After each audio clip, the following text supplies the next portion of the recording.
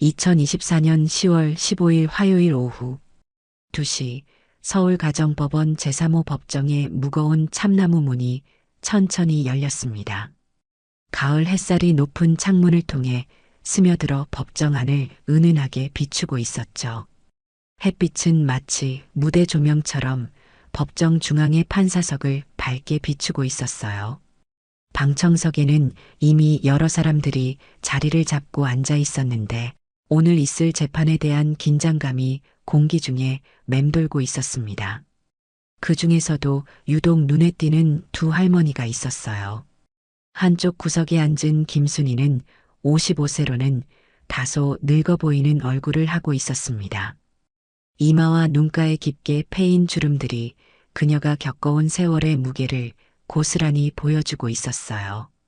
검은색 정장을 입고 있었지만 옷감이 저렴해 보였고 구두도 여러 번 수선한 흔적이 보였습니다. 손은 거칠고 굳은 살이 박여 있었죠. 평생 남의 집 청소를 하고 식당에서 설거지를 하며 살아온 흔적들이었습니다. 순이는 초조한 듯 손을 비벼대며 법정 앞을 바라보고 있었어요. 가끔씩 시계를 보며 언제 재판이 시작될지 기다리고 있었습니다. 그녀의 옆자리에는 낡은 가방이 하나 놓여 있었는데 그 안에는 오늘 재판에 필요한 서류들이 정성스럽게 정리되어 있었어요. 순이는 이 재판이 자신의 인생에 얼마나 중요한지 잘 알고 있었습니다. 반대편 방청석에는 박말순이 앉아 있었습니다. 80이 다 된 나이에도 불구하고 여전히 기가 살아있는 모습이었어요. 회색 한복을 단정하게 입고 있었고 머리도 깔끔하게 빗어 넘겼습니다. 하지만 자세히 보면 손이 미세하게 떨리고 있었고 간혹 멍한 표정을 짓기도 했습니다. 치매 초기 증상이 조금씩 나타나고 있었던 거죠. 말수는 가끔씩 순이 쪽을 흘끔거리며 보고 있었어요. 30년 전 자신이 집에서 내쫓았던 며느리가 지금은 거액의 유산을 상속받을 수도 있는 위치에 있다는 사실이 못마땅했습니다. 하지만 동시에 어딘가 초조한 기색도 보였어요. 자신의 주장이 법정에서 받아들여질지 확신할 수 없었거든요. 두 사람 사이에는 서먹하고 긴장된 분위기가 흐르고 있었습니다. 30년이라는 긴 시간이 흘렀지만 과거의 상처는 여전히 두 사람 사이에 깊은 골을 만들어 놓고 있었어요. 말수는 여전히 자신이 옳은 일을 했다고 생각했고 순이는 그때의 상처가 완전히 아물지 않은 상태였습니다. 법정 내부는 조용했지만 어딘가 무거운 분위기가 감돌고 있었어요. 천장의 형광등이 법정 전체를 밝게 비추고 있었고 벽에 걸린 태극기와 법원기가 바람 없는 실내에서 조용히 걸려 있었습니다. 판사석 뒤에는 정의의 여신상이 눈을 가린 채 저울을 들고 서 있었어요. 오늘 열리는 재판은 단순한 유산 상속 분쟁이 아니었습니다. 30억 원이라는 거액의 부동산을 둘러싼 치열한 다툼이었죠. 고인이 된 최순자 할머니가 남긴 재산을 누가 상속받을 것인가를 놓고 벌어진 법적 분쟁이었습니다. 순자 할머니는 평생 독신으로 살았지만 유언장에서 김순이를 주요 상속자로 지목했었어요. 순이는 가슴이 두근거리는 것을 느꼈어요. 30년 전 그 집에서 쫓겨났던 기억이 생생했습니다. 아이 둘을 데리고 임신한 몸으로 집 밖으로 내쫓겼던 그날의 충격과 절망감이 다시 밀려왔어요. 추운 겨울날 갈 곳 없이 거리를 헤맸던 기억, 아이들이 배고파하며 울던 모습들이 떠올랐습니다. 그런데 이제는 상황이 완전히 뒤바뀌었어요. 자신이 거액의 유산을 상속받을 수도 있는 위치에 서게 되었습니다. 인생의 아이러니였죠. 그때 자신을 무시하고 내쫓았던 시어머니가 이제는 자신에게 손을 벌리고 있는 상황이었어요. 말수는 여전히 이 상황을 받아들이기 어려워했어요. 자신이 그토록 무시하고 내쫓았던 며느리가 이제는 자신보다 더 나은 처지에 있다는 사실을 믿고 싶지 않았습니다. 게다가 자신의 아들 태수는 10년 전부터 연락이 끊어진 상태였어요. 사기 사건으로 감옥에 갔다가 나온 후로는 어디서 무엇을 하고 사는지조차 알 수 없었습니다. 말수는 가끔씩 아들 생각에 마음이 아팠어요. 그토록 아들을 위해 며느리를 내쫓았는데 정작 그 아들은 자신을 버리고 떠나버렸습니다. 외로운 노년을 혼자 보내고 있는 자신의 처지가 서글펐어요. 하지만 자존심 때문에 이런 감정을 겉으로 드러내지는 않았습니다. 이때 법정 뒤쪽 문이 열리며 판사가 입장했습니다. 검은 판사복을 입고 당당하게 걸어 들어오는 모습이 인상적이었어요. 32세의 젊은 여성 판사였습니다. 키가 크고 단정한 모습에 지적인 인상을 주는 얼굴이었죠. 짧게 정리한 머리와 날카로운 눈빛이 카리스마를 느끼게 했습니다. 그녀의 이름표에는 김지은이라고 적혀 있었습니다. 판사 지은이 자리에 앉자 법정 안의 분위기가 숙연해졌어요. 서기가 일어서서 개정을 선언했고 방청석에 앉아있던 사람들도 모두 조용해졌습니다. 순이와 말순도 앞을 주시하며 긴장한 모습이었어요. 두 사람 모두 이 젊은 판사가 누구인지는 전혀 알지 못했습니다. 지은은 서류를 정리하며 사건 개요를 살펴보기 시작했어요. 최순자 할머니의 유산 상속 분쟁 사건이었습니다. 고인은 평생 독신으로 살았지만 유언장에서 김순이를 주요 상속자로 지목했다는 내용이었죠. 하지만 최순자와 오랜 친구였던 박말순이 이에 이의를 제기하며 법정 다툼이 시작된 것이었습니다. 사건 내용을 읽어가면서 지은은 묘한 기분을 느꼈어요. 당사자들의 이름이 어딘가 낯익었거든요. 김순이, 박말순. 이 이름들을 어디서 들어본 것 같았지만 확신할 수는 없었습니다. 30년이라는 긴 시간이 흘렀고 기억도 희미했어요. 30년 전 그 집에서 일어났던 일들을 아는 사람은 이 법정에 몇 명 되지 않았어요.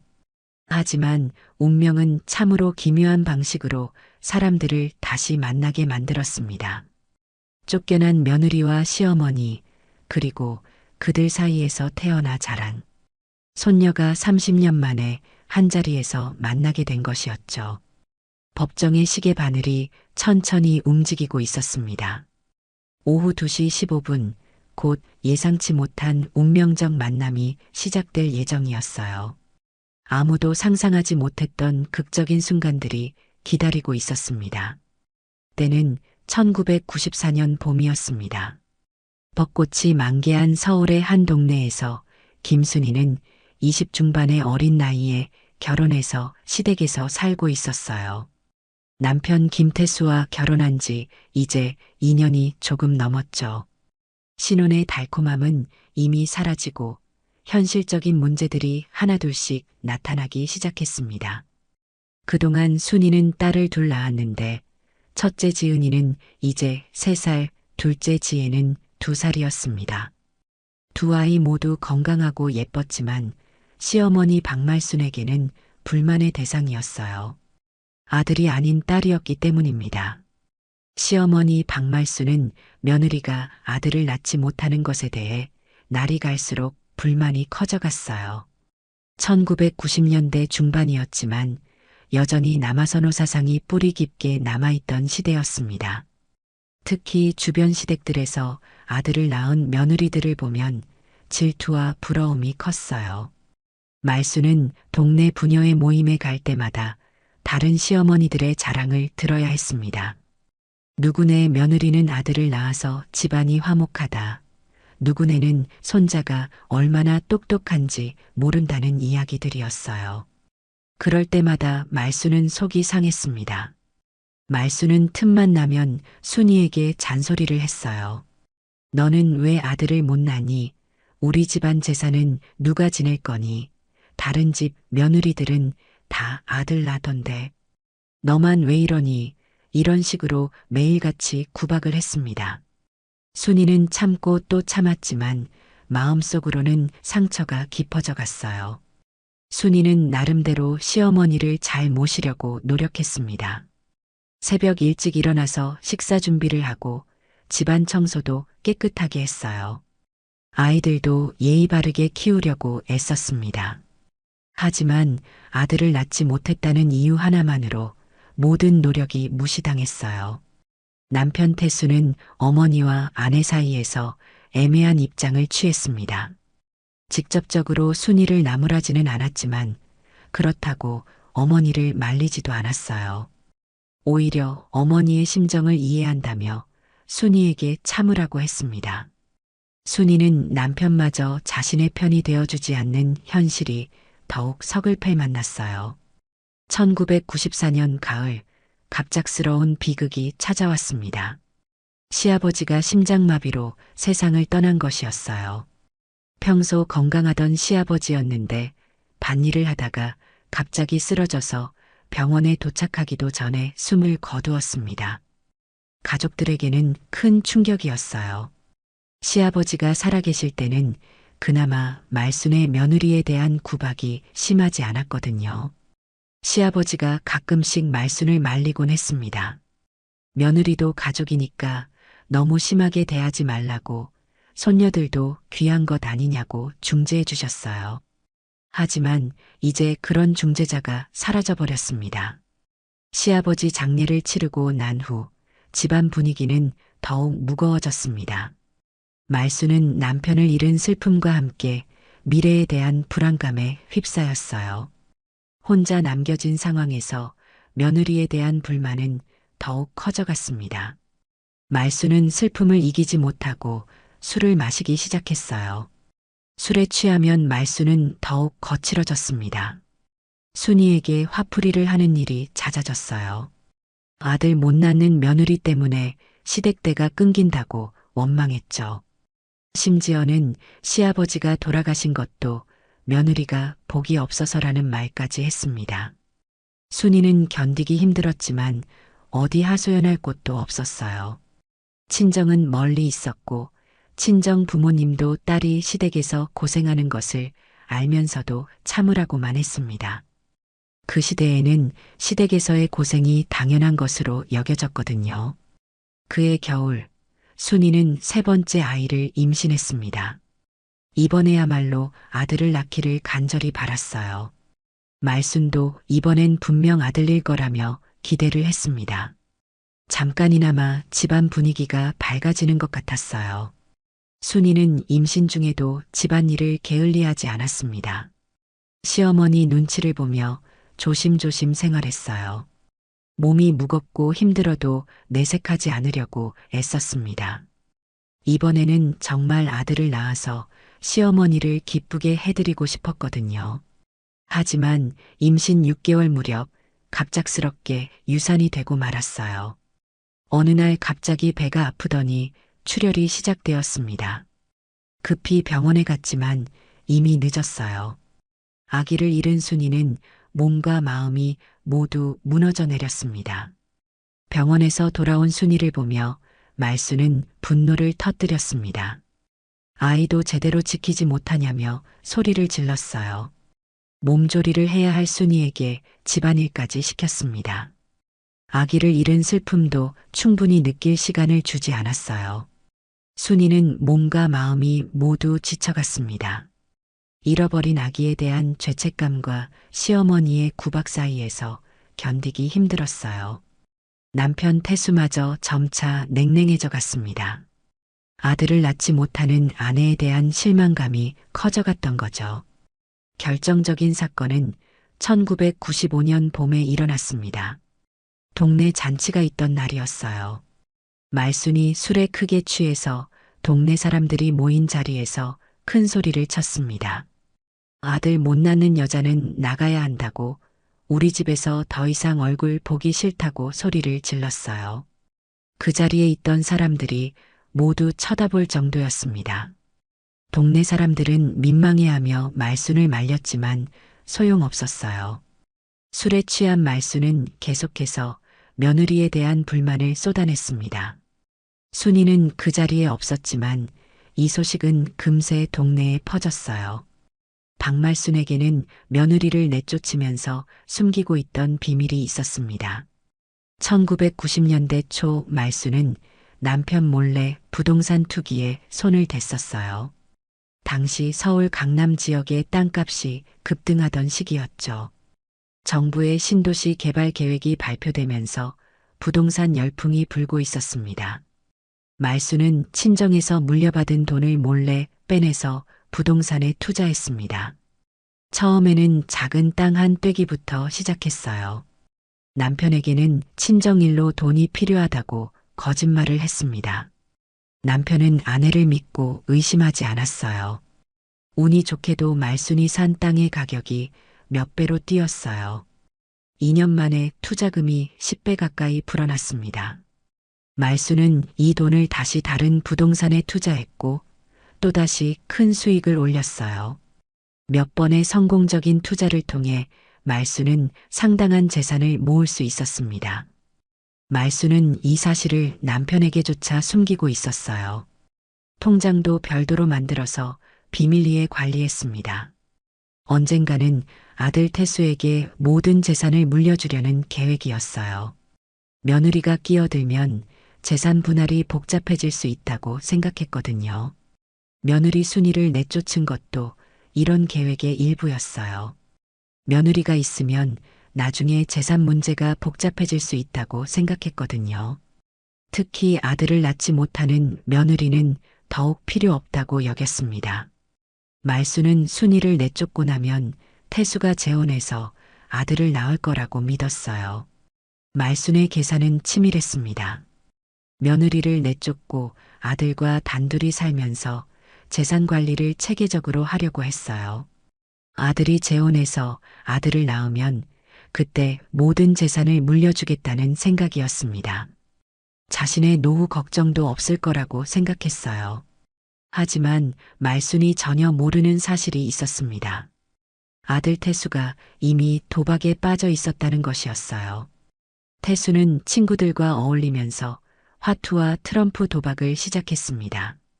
처음에는 소액으로 시작했지만 점점 판돈이 커져갔어요.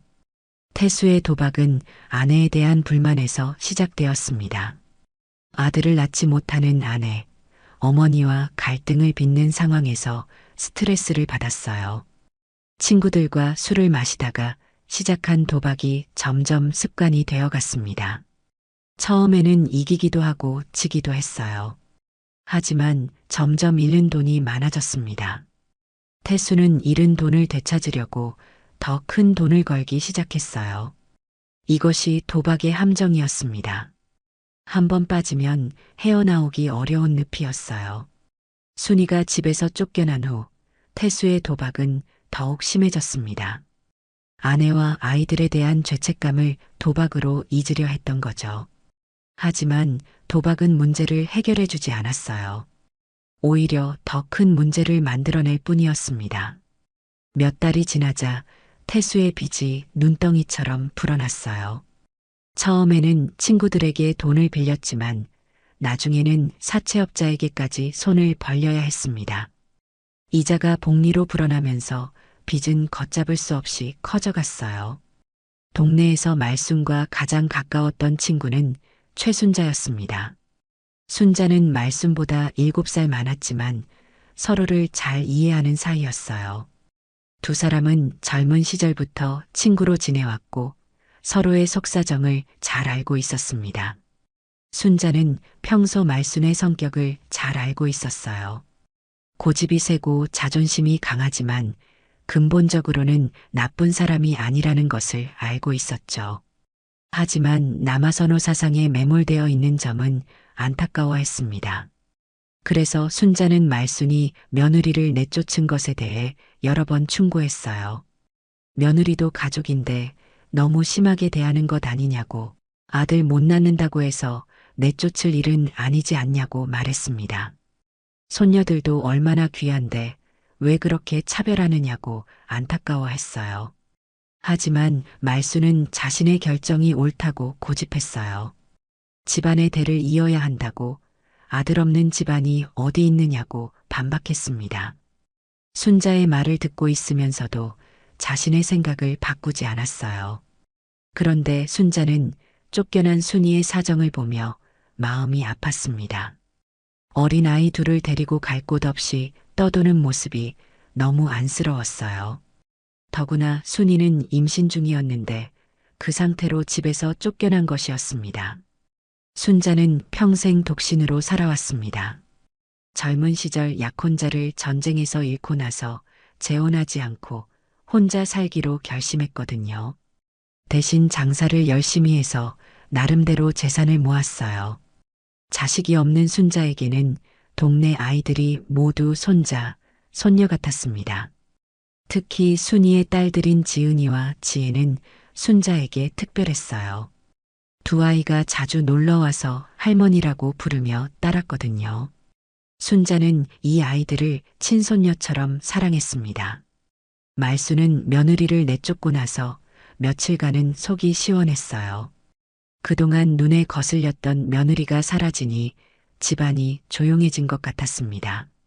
하지만 시간이 지나면서 집안이 너무 조용해진 것이 어색했어요.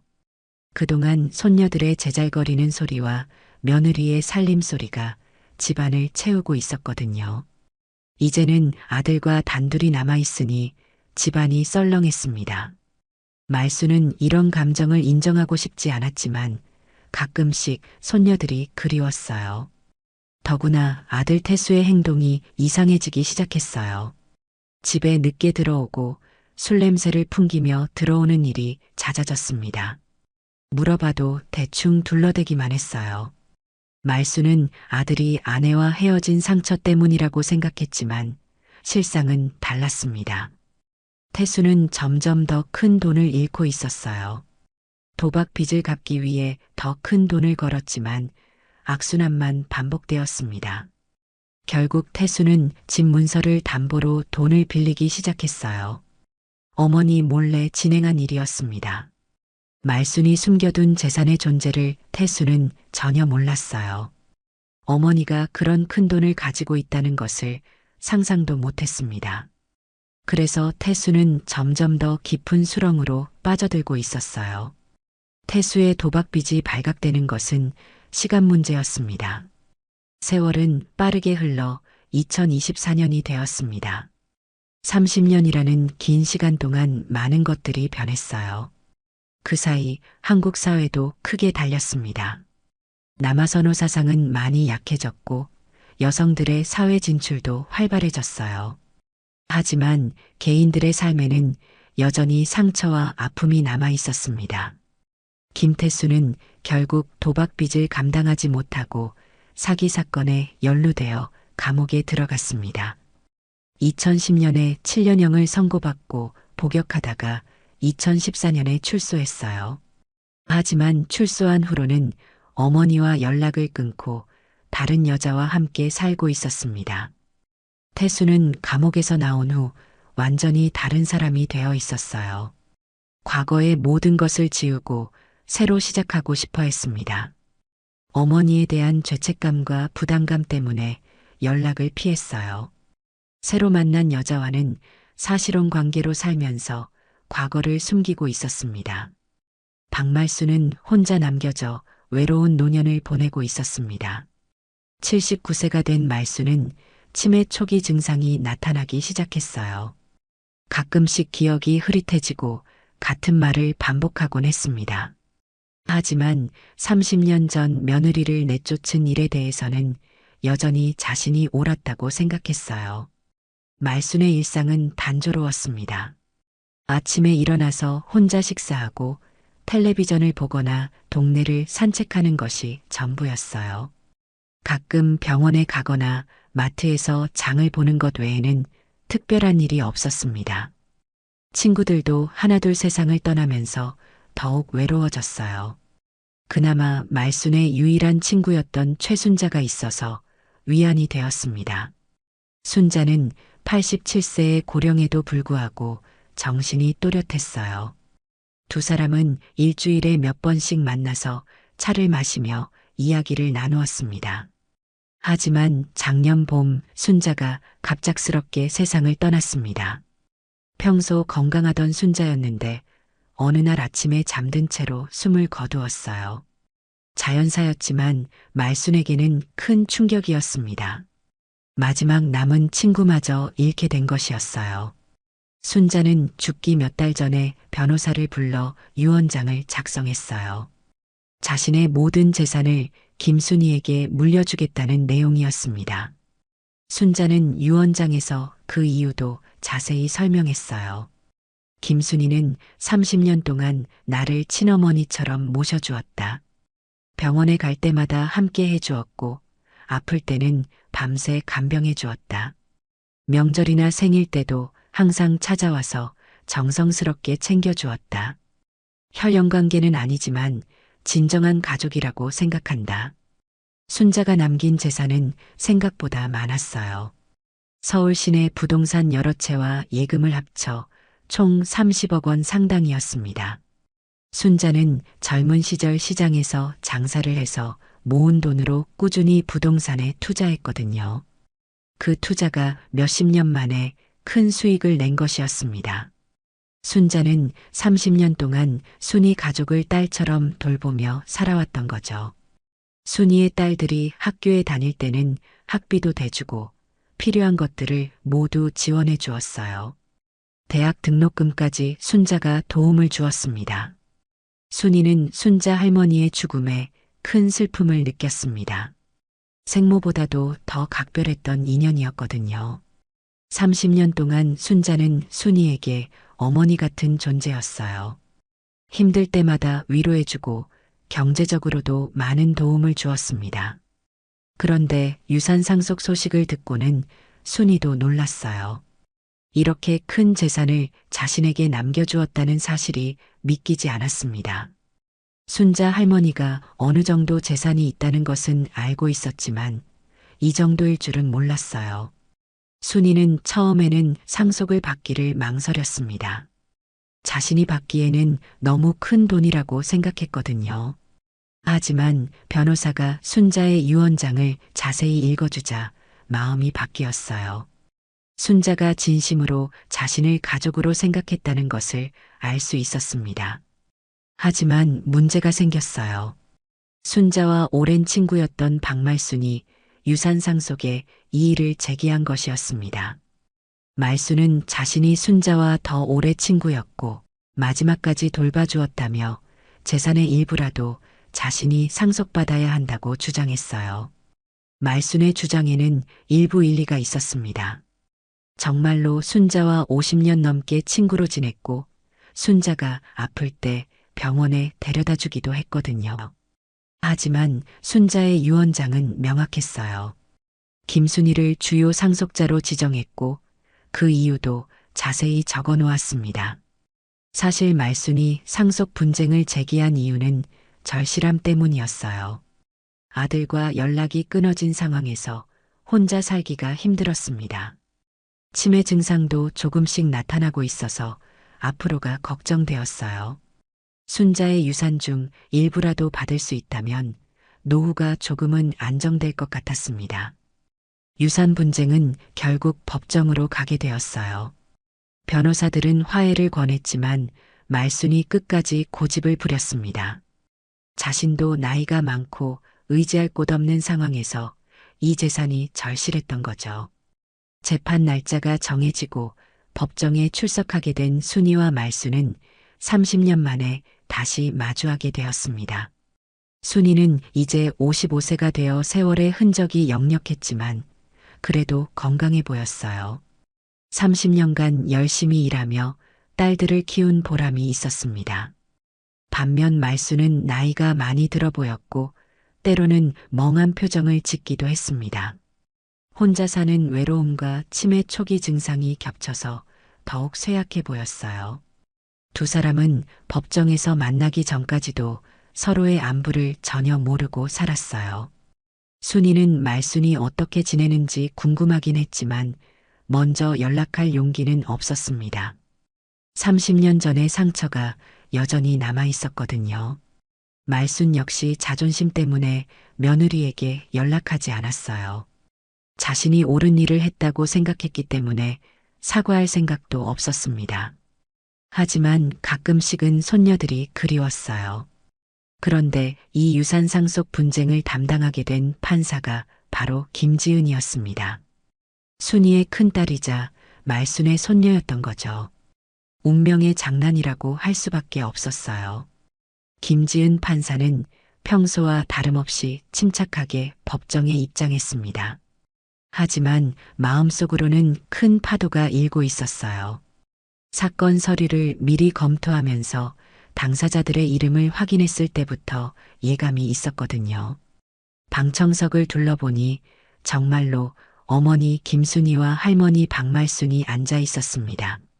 30년 만에 보는 가족들이었죠. 지은은 어릴 때 기억을 되살려 보려고 애썼어요. 3살 때의 기억이라 희미했지만 할머니의 얼굴 윤곽은 어렴풋이 남아 있었습니다. 어머니는 많이 늙으셨지만 여전히 자상해 보이는 모습이었어요. 순이는 딸을 알아보는데 시간이 걸렸어요. 판사복을 입고 위엄 있게 앉아 있는 모습이 어릴 때 기억 속의 지은이와는 너무 달랐거든요. 하지만 자세히 보니 눈매와 입가의 모습이 분명히 딸이었습니다. 특히 진지한 표정을 지을 때의 모습이 어릴 때와 똑같았어요. 순이는 갑자기 가슴이 뛰기 시작했습니다.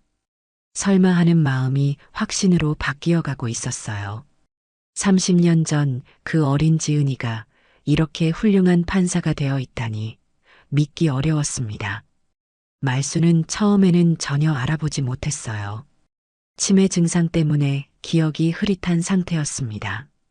다만 젊은 여자 판사가 왠지 낯이 익는다는 생각만 들었어요. 어디서 본 것 같은데 기억이 나지 않았습니다. 지은은 서류를 정리하며 마음을 가다듬었습니다. 판사로서 공정하게 재판을 진행해야 했지만 개인적인 감정을 완전히 배제하기는 어려웠어요. 30년간 궁금했던 할머니의 안부, 그리고 어머니가 받았던 상처들이 떠올랐습니다. 재판이 시작되고 양측 변호사들이 각자의 주장을 펼쳤어요. 순이 측 변호사는 최순자의 유언장이 법적으로 유효하며 30년간 순자를 딸처럼 모신 순이가 당연히 상속받아야 한다고 주장했습니다. 유언장의 내용도 상세하고 구체적이어서 고인의 진정한 의사를 반영한다고 강조했어요. 반면 말순 측 변호사는 순자와 50년 넘게 친구로 지낸 말순의 공로를 강조했어요. 유언장 작성 당시 순자가 고령이었고 판단력이 흐려졌을 가능성도 제기했습니다. 또한 순이가 순자에게 부당한 영향력을 행사했을 수도 있다고 주장했어요. 지은은 양측의 주장을 차분히 들었어요. 하지만 점점 자신의 정체성을 밝혀야 할 시점이 다가오고 있었습니다. 이 사건을 계속 담당하기 위해서는 이해관계를 명확히 해야 했거든요. 무엇보다 당사자들이 자신을 알아보기 전에 먼저 밝히는 것이 좋겠다고 판단했습니다. 변호사들의 1차 변론이 끝나고 잠시 휴정 시간을 가진 후 지은은 중요한 결정을 내렸어요. 본격적인 심리에 들어가기 전에 확인하고 싶은 것이 있다고 말했습니다. 법정 안이 조용해졌어요. 지은은 순이를 바라보며 조심스럽게 물었습니다. 혹시 1995년경에 3살, 2살 된 딸 둘과 함께 어려움을 겪으신 적이 있느냐고 질문했어요. 그때 큰딸의 이름이 지은이었는지도 물어봤습니다. 순이는 깜짝 놀라며 판사를 다시 자세히 바라봤습니다. 그 순간 30년 전 기억이 물밀듯이 밀려왔어요. 3살 된 지은이가 엄마, 우리 어디 가는 거야? 라고 물었던 그날의 기억이 생생했습니다. 순이의 눈에서 눈물이 흘러내렸어요. 30년 전 그 어린 지은이의 모습이 지금의 판사 모습과 겹쳐 보였습니다. 떨리는 목소리로 대답했어요. 맞습니다, 판사님. 지은아, 엄마야. 이 한마디가 법정 안의 분위기를 완전히 바꿔놓았습니다. 방청석 사람들도 모두 놀란 표정을 지었어요. 판사와 당사자가 모녀관계라니 이런 일이 실제로 일어날 수 있는 건지 믿기 어려웠습니다. 말수는 그제야 정신이 번쩍 들었어요. 순이가 엄마라고 부른 판사를 다시 자세히 보니 어린 시절 지은이의 모습이 어렴풋이 떠올랐습니다. 그 똑똑하던 손녀가 이렇게 큰 판사가 되어 있다니 놀라웠어요. 하지만 동시에 말수는 당황했습니다. 자신이 내쫓았던 며느리의 딸이 이제 자신의 운명을 결정할 판사 자리에 앉아 있는 상황이었거든요. 30년 전의 일들이 고스란히 되살아났어요. 지은은 잠시 법정을 정리하며 말했습니다. 이 사건의 당사자 중 한 분이 자신의 어머니이고 다른 한 분이 할머니라는 사실을 확인했다고 했어요. 따라서 이해관계 충돌을 피하기 위해 다른 판사에게 사건을 이관해야 할 수도 있다고 설명했습니다. 하지만 지은은 계속해서 말했어요. 그 전에 개인적으로 하고 싶은 말이 있다고 했습니다. 판사로서가 아니라 한 사람으로서 말하고 싶은 것이 있다고 했어요.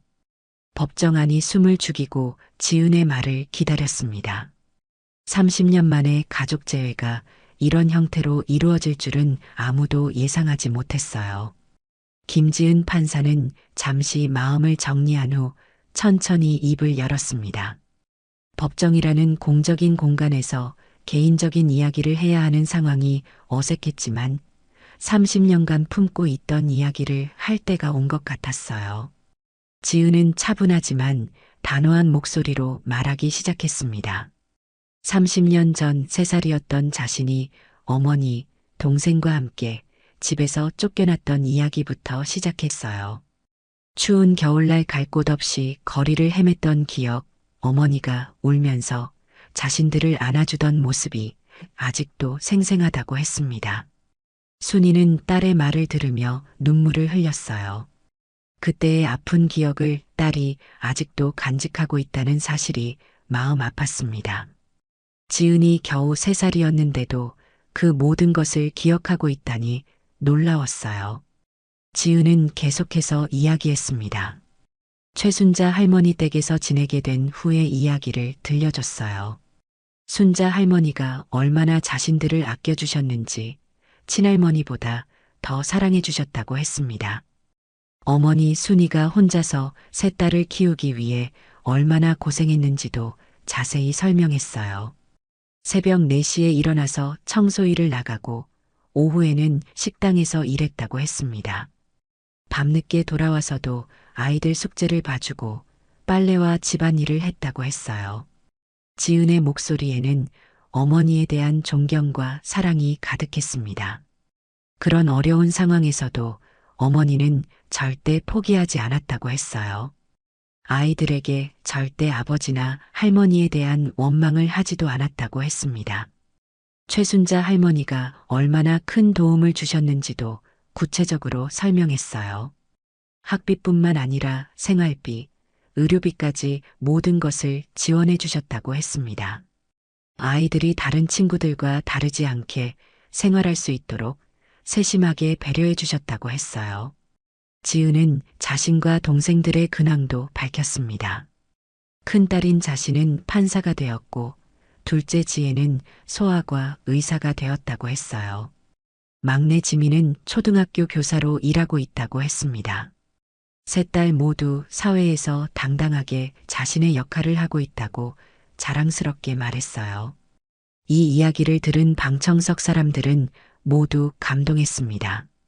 어려운 환경에서도 굴복하지 않고 자녀들을 훌륭하게 키워낸 어머니와 그 사랑에 보답하며 성공한 딸들의 이야기가 감동적이었어요. 하지만 지은의 이야기는 여기서 끝나지 않았습니다. 박말순을 바라보며 조심스럽게 물었어요.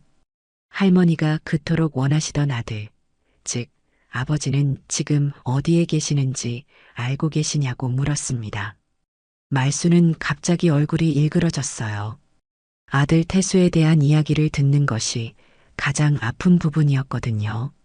10년 넘게 연락이 끊어진 상태라고 떨리는 목소리로 대답했습니다. 지은은 아버지의 근황을 이미 알고 있었다고 했어요. 판사가 되면서 여러 경로를 통해 확인해 본 결과였습니다. 아버지는 출소 후 다른 여자와 살고 있으며 어머니와는 완전히 연락을 끊은 상태라고 했어요.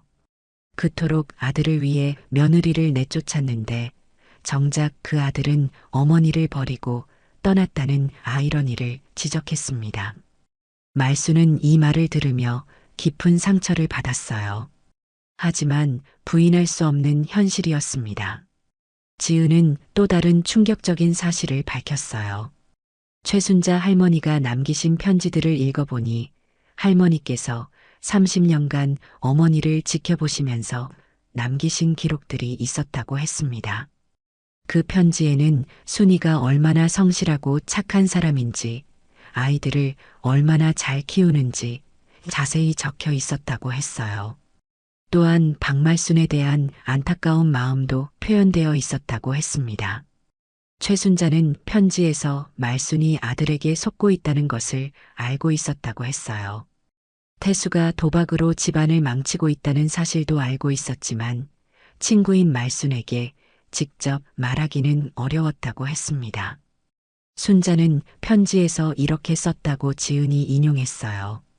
말순이는 아들만 바라보다가 정말 소중한 것들을 놓쳤다.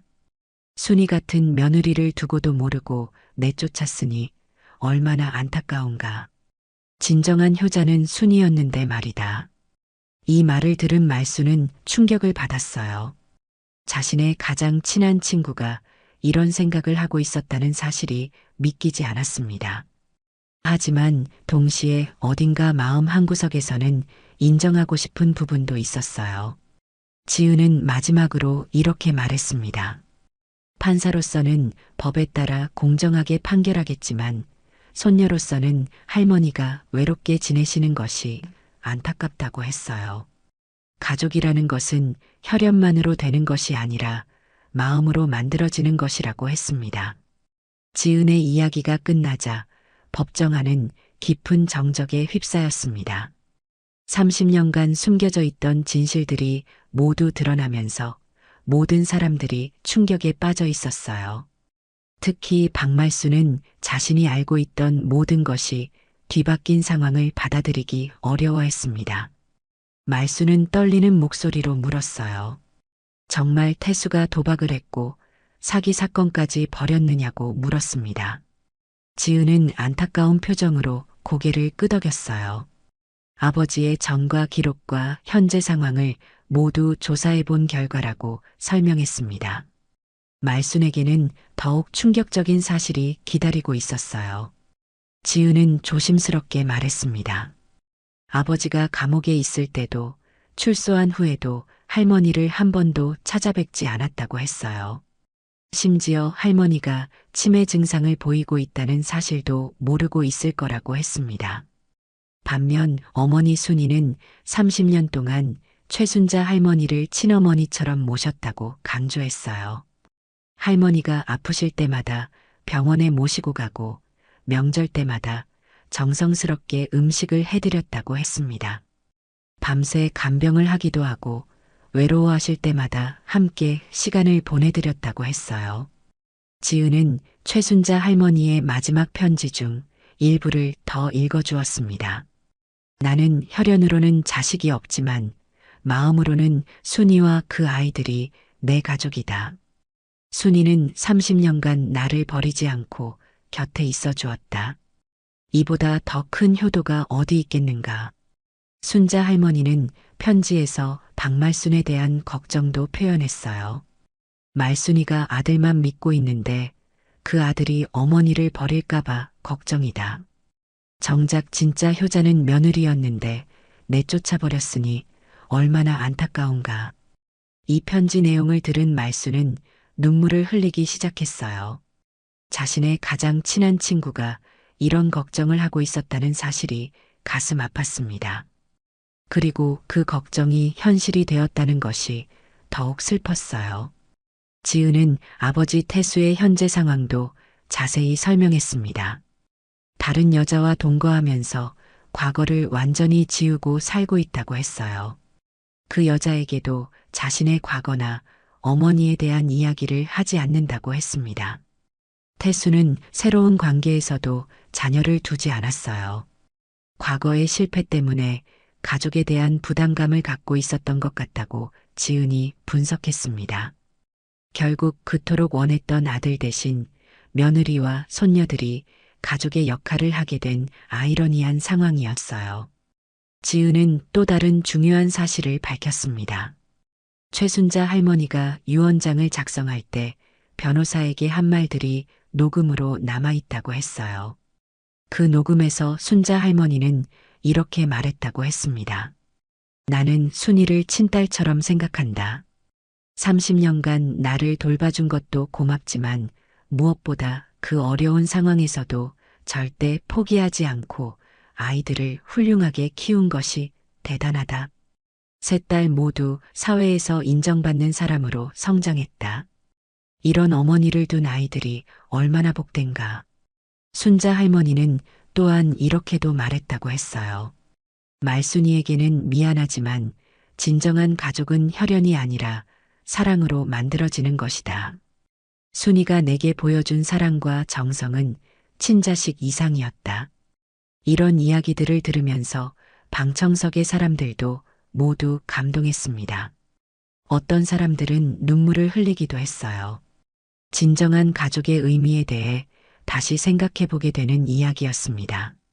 말수는 이제 완전히 무너져 내렸어요. 자신이 30년간 믿고 있던 모든 것들이 잘못되었다는 사실을 받아들여야 했습니다. 아들을 위해 며느리를 내쫓았는데 정작 그 아들은 자신을 버렸고 며느리는 다른 사람에게 진짜 딸 노릇을 하고 있었어요. 더욱 충격적인 것은 자신이 내쫓은 손녀가 이렇게 훌륭한 판사가 되어 있다는 사실이었습니다.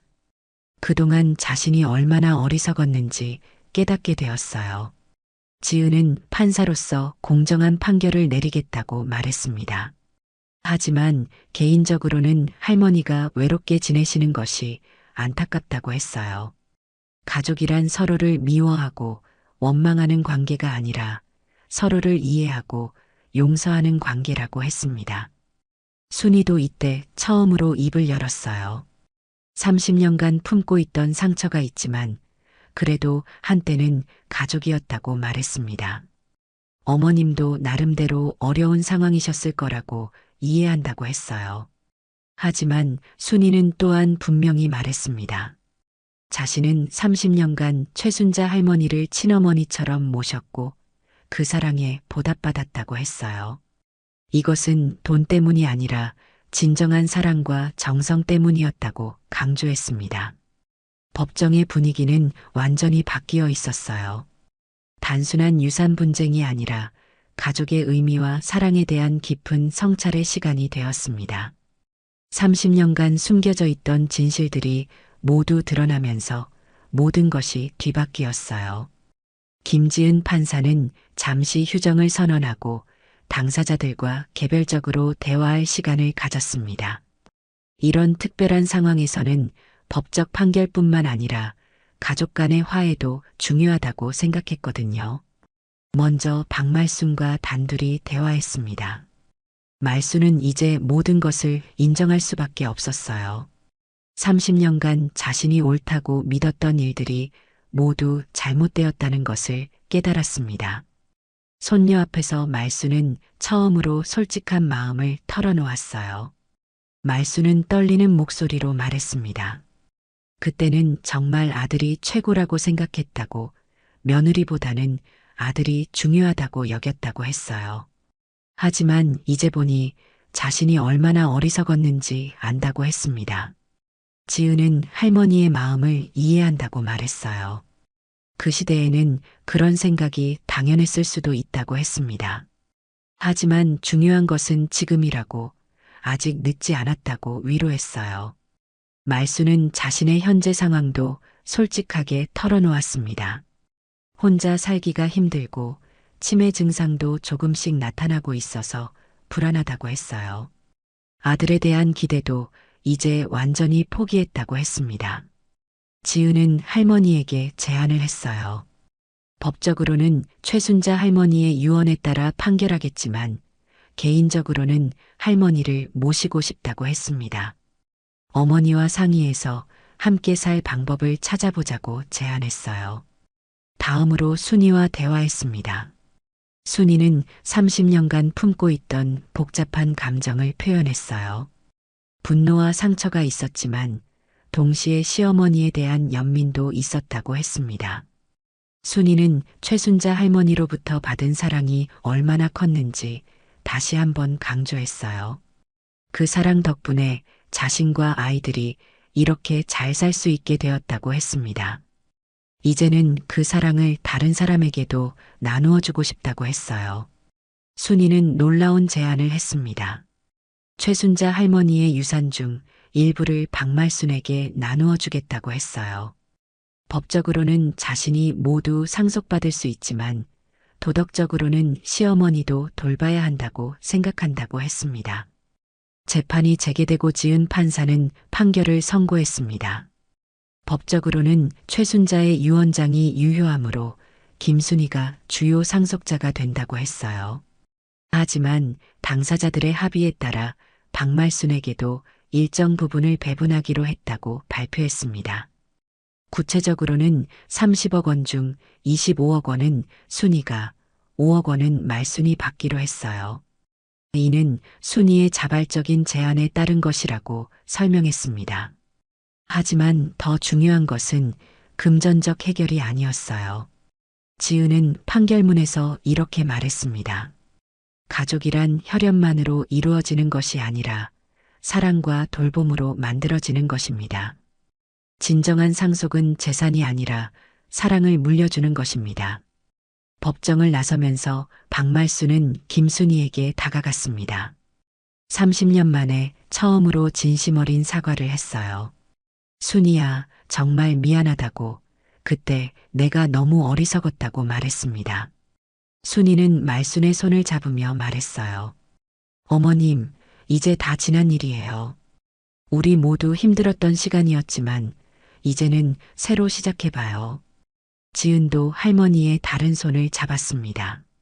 할머니 외로우시면 언제든 연락하세요. 우리가 가족이잖아요. 6개월 후 서울 한 조용한 주택가에 작은 카페가 문을 열었습니다. 순자네 카페라는 이름의 이 카페는 김순이가 최순자 할머니를 기리며 운영하는 곳이었어요. 박말순도 이곳에서 함께 생활하게 되었습니다. 카페에는 사대가 함께하는 따뜻한 풍경이 펼쳐졌어요. 말순은 지은의 어린 아들과 즐겁게 놀아주고 있었고 순이는 카페를 운영하며 손님들을 맞이했습니다. 지혜와 지민도 주말마다 찾아와서 가족 시간을 보냈어요. 어느 일요일 오후 온 가족이 모여 앉아 차를 마시고 있었습니다. 말순은 증손자에게 옛날 이야기를 들려주고 있었고 아이는 할머니의 이야기에 푹 빠져들고 있었어요. 지은은 이 모습을 바라보며 생각했습니다. 진짜 가족은 혈연이 아니라 마음으로 만들어지는 것이라고. 30년이라는 긴 시간을 거쳐 이들은 진정한 가족이 되었어요. 말순은 이제 치매 증상이 조금씩 진행되고 있었지만 가족들의 사랑 속에서 평안한 노년을 보내고 있었습니다. 가끔씩 옛날 일을 후회하며 미안해했지만 가족들은 따뜻하게 받아주었어요. 순이는 최순자 할머니의 유산으로 카페를 운영하면서 동시에 어려운 이웃들을 도우는 일에도 참여했습니다. 할머니가 자신에게 보여준 사랑을 이제 다른 사람들에게 나누어 주고 있었어요. 저녁 무렵 지은은 할머니에게 말했습니다. 할머니, 오늘 하루도 즐거우셨죠? 내일도 함께 있을 거예요. 말순은 손녀의 손을 꼭 잡으며 대답했어요. 고맙다, 정말 고맙다. 내가 이런 복을 받을 자격이 있나 싶지만 너희들 덕분에 행복해. 그렇게 해가 저물어가는 카페에서는 진정한 가족의 사랑이 흘러넘치고 있었습니다. 30년간의 상처와 오해를 딛고 일어선 가족들의 이야기는 이제 새로운 시작을 알리고 있었어요.